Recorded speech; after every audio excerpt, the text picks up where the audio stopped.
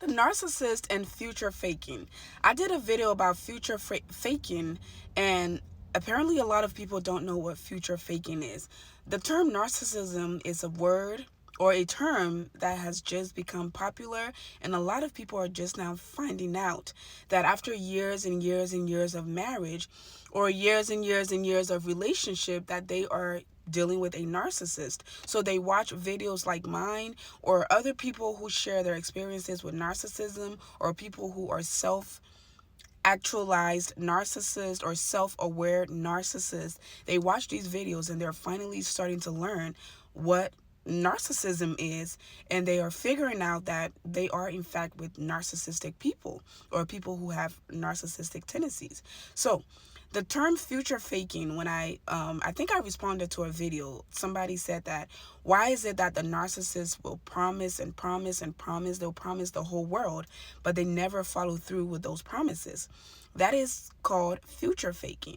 And future faking is basically what the narcissist did at the start of the relationship when they love bombed you. So everything they did was future faking, which means they presented a picture, a perfect, charming picture of themselves that made you fall in love with them, but it was fake. So they told you all of these beautiful things, how they were going to be your knight in shining armor, they were going to save you, because the narcissist is either the savior or the victim.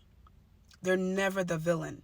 They're either there to save you from whatever traumas you're going through, whatever pain and suffering and whatever bad relationships and bad family dynamics, whatever. They're either there to save you, or they are a victim of you. At first, when they're love bombing you, they're there to save you. Again, there's usually, as empath, and I'm just going to be honest and say this, most times as empath, there is something in us that we're missing. There is something in us. We, just like the narcissist, experience certain traumas in our lives. And this usually happens as at a young age. Our trauma might not be as traumatic as the narcissist, but at certain time, sorry y'all, sorry about my voice, and I'm also drinking coffee if my tongue looks like it's stained. It's coffee. And also I have a cold that has lasted 8 years and a half. And it just doesn't want to go away, so it makes my voice sound deeper and whatever. Anyway, so we as empaths, there's something a lot of times that we're missing, and so we try to find that in people, and we choose to love and overlove, share and overshare, be generous and over generous, be caring and over caring. Versus the narcissist, they went through similar experiences, but they choose to be evil. But they mask their evil and try to make it look like they're good people. That's the big difference. So we're all looking for something. That narcissist is usually looking for a mother. They're looking for somebody to care for them and give them that love, attention, and nurture that they didn't get as a kid or as a child, or whatever age they were when they experienced those trauma and abandonment and things of that nature.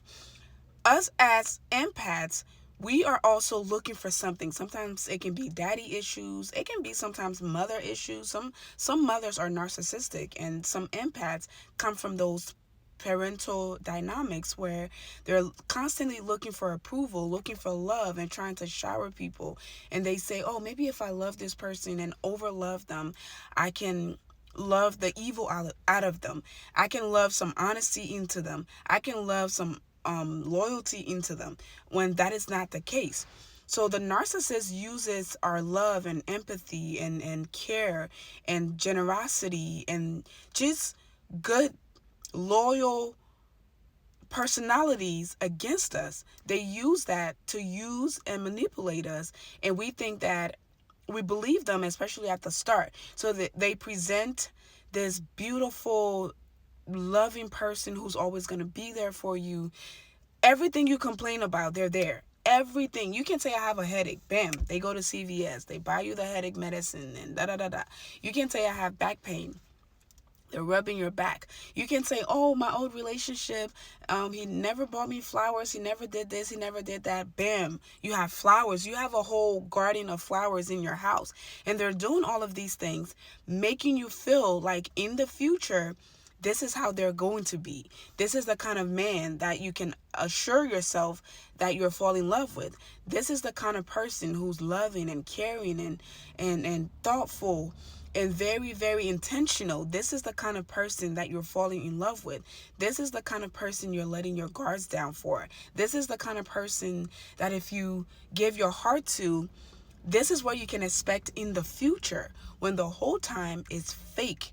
And on top of that, they go further by not only acting in a beautiful and loving and charming way, they also say things to you to future fake, to further make you fall for them. So they'll say things like, and they'll use the things that you've told them. So you can say things like, oh, the last relationship I was in, the guy was never really caring.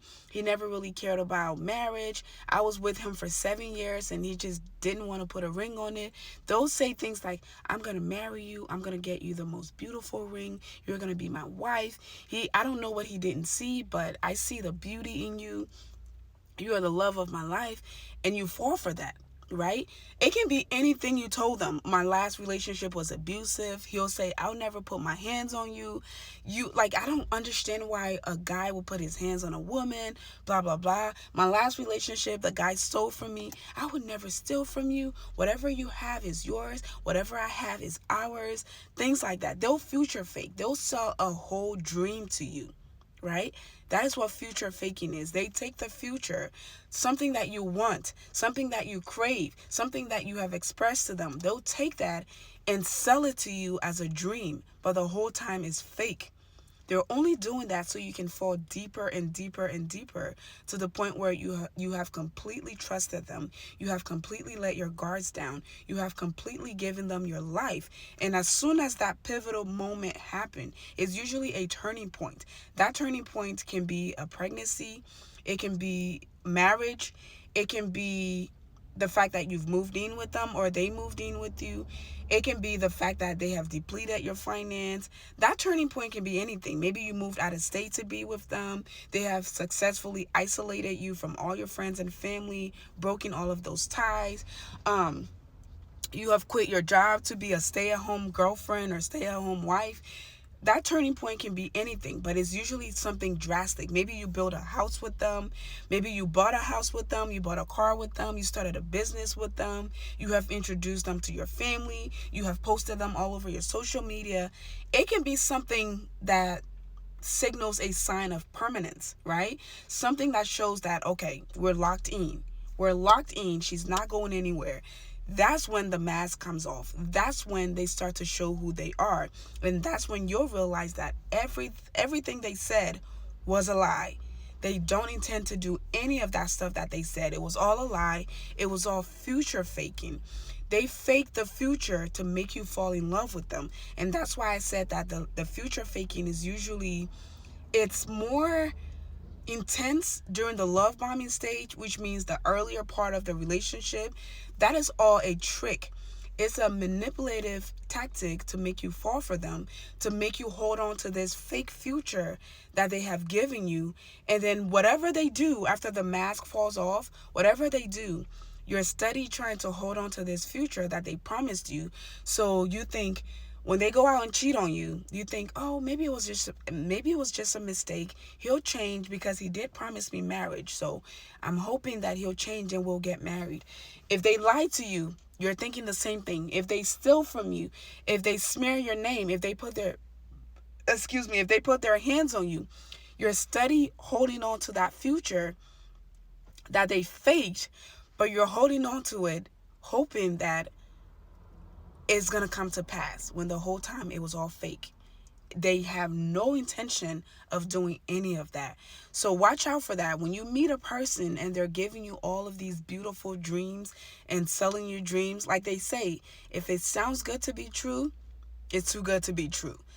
Nobody on earth is that perfect. So when you're in that relationship and that beginning stages sounds and looks so perfect, It's not. There's a good chance you're dealing with a narcissist. Follow for more.